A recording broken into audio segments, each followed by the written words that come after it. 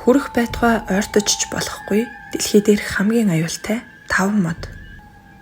Ургамлын ертөнц амьтдынхаас дутгааргүй баялаг бөгөөд гайхамшигтай. Аратан амьтдын нэгэн адилаар ургамлч гэсэн хувьслын явцдаа өөрийгөө хамгаалах олон аргатай болсон байдаг. Ихэвчлэн хурц өргөсөөрөө хатгах, тааламжгүй үнэр, хортой бодис ялгаруулах зэргээр аюулыг холдуулдаг бол зарим нь бүр шавж жижиг амьтдыг барьж иддэг. 1. Дэсэрдэг мод Жабило. Хойд болон Өмнөд Америкийн ширэнгэн ойд тархан ургадаг нэгэн хачирхалтай модны үр жимс нь боловсрч гүйцсэн үедээ дэлбэрэлт үүсгдэг тул динамит мод хэмээх хочтой болжээ. Энэхүү хураа крепитанс хэмээх шинжлэх ухааны нэршилтэй мөнх ногоо модыг нутгийн иргэд Хабило, динамит мод, мөн сармөгчин авирдаггүй мод ч гэж нэрлэх нь бий. Динамит мод тэгшхэн их биетэй, сагилгаар өргөн мөчөртэй тул үзэсгэлэнтэй харагддаг. Энэхүү модыг зүүн Африкт нутагшуулж тарьсан ч байгалийн дайсангийн улмаас нэлээдгүй асуудалтай тулгарсан гэдэг. Бүрэн ургаж боловсрч гүйцсэн үедээ динамит модны өндөр нь 60 м, тойргоороо 2 м хүрдэг үлэмж том хэмжээтэй мод боловч тасалгааны жирийн сүү төвсний овогт багтдаг. Динамит модны мөчрүүд нь том хэмжээтэй олон салаалж ургадаг бол навчин зүрхэн хэлбэртэй толгор гадаргуутай 60 см хүртэл өргөнтэй ургадаг.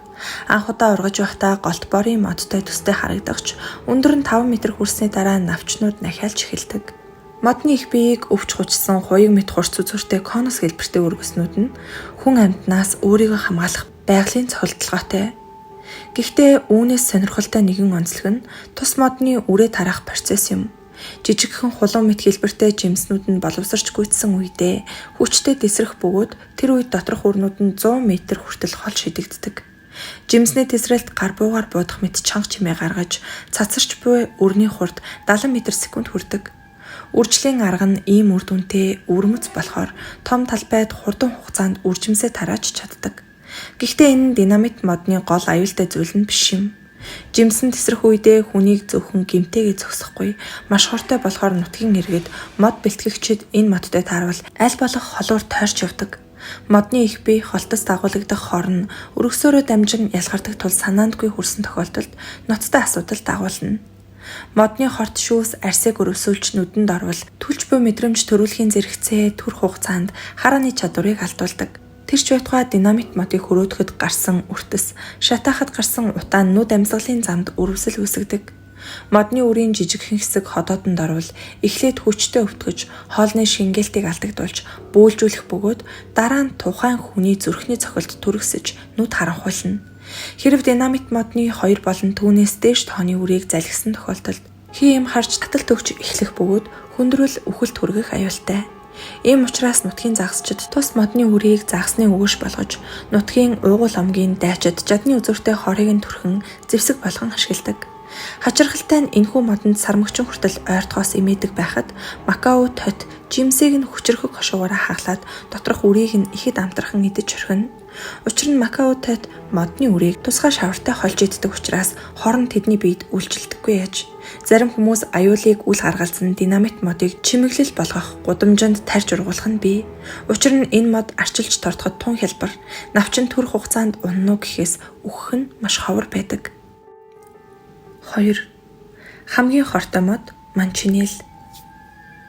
Өмнөд Америкийн иргэн дагуу ургах энэ модноос ургах жимс нь үхлийн хор агуулдаг. Үр жимсийг нь идэх байтугай үнэрийг нь үнэртэгч аюултай. Тус модноос ургадаг жимс маш хортой зэрэгцээ шүүс, арьс салстыг хүчтэй цочрож түлдэг. Хэдхэн тусланд хүртэл маш хүчтэй түлэгдэж шарх үсгэх чадвартай. Шүүс нь ходоодонд орвол цоортол түлэх ба модонд хүрсэн гараа нүдэндээ хүрэх юм уу? Нүдэнд үсэрсэн өчүүхэн жижиг тусал нь бүрэн хараагүй болгох эрсдэлтэй. Эс ширхэг бүрээрээ хор хөнөөл учруулах чадвартай энэхүү модыг хүн төрлөختөн эртнээс үхлийн мод гэж нэрлэж ирсэн бөгөөд шинжлэх ухааны нэршлиг нь Манчинел гэдэг. Манчинелийн жимс нь өөртөө форбол хэмээх арьс цочрогч хорт бодисыг агуулдаг учраас түүнийг үхлийн бяцхан алим хэмээн нэрлэх нь ч бий. Тэрхүү алимнууд нь мөчрөөсөө унаж хөглөрөөд гүйцэд боловсрсны шинжийг илтгэх нь даруйхан алхаж очиод амтлах хүслийг төрүүлнэ. Очоод харсан ч тэнд хортой эсвэл хүний биед харшлах шинж тэмдэг нэгийг ч болж харахгүй. Бүр нэгийг аваад хатсан ч тэм мухаа гэхээргүй амт амтагдана. Гэвч жимсийг амталсан хүний гэдэс хэдхэн минутын дараа тэсгийн аргагүй өвдөж эхэлнэ. Зүгээр болохгүй хоолой хураашин ус уусан ч нэмэргүй. Энэ модны жимс нь хүхрийн хүчил ихээр агуулдаг бөгөөд ганц хазаад орхисон бол амьд үлдэх магадлалтай. Харин бүтнээр нийцсэн хүн эмнэлэгт нин даруй очиж чадвал аврагдаж, чадаагүй нь амиа алддаг. Манжинелийн үр жимс, навч, цэцэг, холтос, их бие тэр бүхэл дээр нь хэсэгхэн зур тогтсон шүүдэр хүртэл үхлийн аюултайхоор агуулдаг. Энэ аимшигт хорт чанараараа хичнээн хүний амьд хүрснийг таашгүй. Карибын уугуул эргээд үүнийг нэгэн төрлийн зэвсэг болгон ашигладаг байжээ. Энэ модтой харьцсан хүнд хорт хавдраар өвдөх магадлал эрс өндөрсдөг. Хүн төрлөختөн Манчинелагийн хор уршгийг эртнээс мэддэг байсан тул үр үндсээр нь устгах оролдлогыг нэг бус удаа хийж байсан гэдэг. Харамсалтай нь тэр бүх оролдлого нь Манчинелаг тийм амар устгаж болдоггүйг мэдсэн туршлага төдий болж үлдсэн байдаг. 17 дугаар зуунд Порто-Рико арлын оршин суугчид модыг бүр мөсөн устгах гэж оролдсон ч чадаагүй юм. Эхлээд бүгдийг нь тайрч устгах гэсэн ч модноос үсэрсэн шүүс болон модны навч мөчөрт хүрсэн хэсгээрээ арьсан төлөгдөн хорцсон учир шатаахаар оролджээ. Гэтэл тайрч хаяхаас ч илүү аюул тулгарч шатсан утаа нь хүн амьтныг хордуулж гамшиг болох төгсөн юм. Хүхрийн хүчил агуулсан утааг нь үнэрсэн хүмүүс угаартаж нүд ам нь юм харахаа болж толгойн тисгийн аргагүй өвдөж байжээ.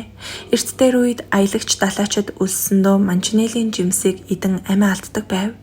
Гэхдээ жимсийг нь огт идээгүй, ердөө мөчөртөөр нь сэрүүцхээр сүудэрсэн, аль эсвэл аадар борооноос хорогдсон хүнийг ч хүлэх чадaltaй учраас Манчинел дэлхий дээрх хамгийн үхлийн хортой мод хэмээн дэлхийн дээд амжилтыг бүртгэдэг Гиннесийн номд бичигджээ. Орчин үед Манчинелийг үйлдвэрлэлд ашигладаг. Гэхдээ модыг огтлох боломжгүй учраас унахын өмнө эргэн тойронд нь гал хасааж модыг утаагаар хатаадаг байна. Дараа нь огтлоод маш болгоомжтойгоор хүрүүддэг ажээ. Манчинел жилийн 4 улиралд цэцгэлдэг мөнх ногоо мод бөгөөд чийгэнд маш дуртай тул далайн эрэг дээр ургах нь элбэгч аз болоход энэ мод Монголд байдаггүй юм. 3. Хүн иддэг мод анчаар. Хүн амьтныг хордуулагч гэгддэг инжирийн овгийн анчар модны хортой тавирхайг нь сумны зэв хордуулахад хэрэгэлдэг. Анчар мод хэдийгээр хортож ойрцсон хүн бүрийг үгүй хийхэд байдаггүй. 1783 онд Лондонгийн нэгэн сэтгүүлд Индонезийн цөөлд нэгэн хортой мод ургадаг болохыг илрүүлсэн тухай мэдээ нийтлэгджээ. Модны хор маш хүчтэй байсан учраас түүний эргэн тойронд байсан бүхэл зүйл үхэж үргэцсэн хэмээн бичсэн байдаг. 17 дугаар зууны үед Голландын ургамал судлаач Румфит Малайзад ургадаг анчар модны хорны нууцыг судалж байсан юм. Тэрээр энэ модны ойр ямар ч мод бод сөг ургадаггүй. Чулуу шидэд хүрэх зайд ч юу ч ургадаггүй. Энэ хавийн хөрс нь үржилгүй харалсан нь шатаасан мэт харагдана. Анчрын өчртээр суусан шувуу хорт агаараар амьсгалаад газарт үхэдхийн ундаг. Түүний хорт ургамлыг амссан бүхэн үхдэг тул амьдад түүнээс дүлж шууч дээвэр нисэхгүй хичээнэ. Гар хөлөө зузаан даавуугаар боогоогүй л бол нэг ч хүн түнд ойртохыг зүрхэлдэггүй. Би хулсан саунд хийсэн тэр хорлоо гараа хийж үзэхэд гар даарч байгаа дулаацсан халуун шатаж чинэрч байсан юм хэмээн бичжээ. 1930-од онд их зохиолч Д. Нацагт орж сууд Пушкины анчар хэмээх шүлгийг монгол хэлний орчуулсан байдаг. Энэ шүлгийн ачаар хүн хордуулагч анчар хэмээх мод байдгийг монголчууд мэддэг болжээ. Пушкин анчрын тухай шүлгийг санаанаасаа зохиогоогүй нь лавтай. Хүн иддэг гэгддэг энэ мод Африк, Индонез, Шри-Ланк, энэтхэг Малайзад ургадаг. Сүүн шүүс нь маш хортой. Нутгийн хүмүүс дээр үеэс хорт сум хийхдээ энэ шүүсийг ашигладаг байжээ. Энэ нь л анчрын тухай домог яриа шүлэг зохиолыг бий болгосон байх. Энэхүү махчин мод руу залуу бүсгүйг хайж өгдөг тухай мөчөр нь хүнийг гинэт хумж авдаг гихчлэн олон домог хууч яриа гарсан байдаг. Парагвай, Боливийн дайны үед энэ модны доор асар том навчинд ороогдсон хүний арга яс олдсон гэдэг. Энэ модны цэцгийн үнэр нь хүнийг өөртөө татаж мансууруулан навч нь хүнийг ороон цусыг нь сордог гэж бичсэн байдаг. 4. Үхлийн аюултай мод олеандр. Зүүн өмнөд Азийн тропикийн бүсээр ихэвчлэн ургадаг энэхүү мөнх ногоон бут нь тэр чигтээ хортой гэдг нь тогтоогдсон байдаг. Ягаан, цагаан, улаан өнгөтэй, олноороо ургадаг анхлан үнэртэй энэ цэцгэнд олон төрлийн хорт байдас агуулгаддаг. Үзэгсэлэнтэй цэцэг дэлбэлдэг учраас хүмүүс цэцэрлэг түрээлэн тогтчулах болон тасалгааны нөхцөлд тарьсан байх нь бий. Цэцгийн навчийг зажлах, үнэртэх шүүсийг нь амсаж үзэх нь хорт байдас биед тарах нөхцөл болно. Хэрв ямар нэгэн байдлаар хүн идэж хорцсон тохиолдолд төв мэдрэлийн систем зүрх судасны үйл ажиллагаанд нөлөөлж толгой эргэх, сулдах, бөөлжих, гүйлгэх, зүрх дэлсэх, булчин чичрэх зэрэг шинж тэмдгүүд илрэх бөгөөд үхэлд ч хүргэх аюултай. Мөн Олеандрыг шатаахад гарах утаа нь маш хортой. Түүхээс үзвэл Наполеон Бонапартын цэргүүд уг ургамлын үндсээр гал түлж мах шарж эзнээс болж маргааш өглөө нь босч чадаагүй амьсгал хураасан гэдэг. 5. Цусаар уйлдаг мод Муква. Өмнөд Африкийн ихэнх улсын нутагт тархсан Муква хэмээх энэхүү мод нь үхлийн аюулгүйч модыг тайрах үед амьд амьтны нэгэн адил цус алдаж эхэлдэг нь чихүүцмээр харагддаг. Цус мэт харагдах энэ улаан шүүс нь угтаа энэхүү модны давирхай юм. Энэ модны албан ёсны нэршил нь Pterocarpus angolensis бөгөөд нутгийн уугуул иргэд цөлийн цус мод хэмээн нэрлэдэг. Баг зэрэг зүсэх төдийд л хүмүүст үйлдсэн гин бурууг мэдрүүлэн цусаар уйлах мэт улаан өнгийн давирхай уурсан гарч ирнэ. Давирхайн зөвхөн энэ модонд байдаг танин химээх будагч бодистой хойлолдож цус шиг улаан өнгөтэй болдог. Африкт энэхүү улаан шүүсийг байгалийн будаг болгон олон төрлийн хэрэгцээнд зориулж ашигладаг уламжлалтай. Тухайлбал амьтны гаралтай өөх төстэй холж нүүр болон биедээ түрхэж хэрэгэлдэг. Мөн энэхүү хачирхалтай модыг тарилга хийхэд ашигладаг.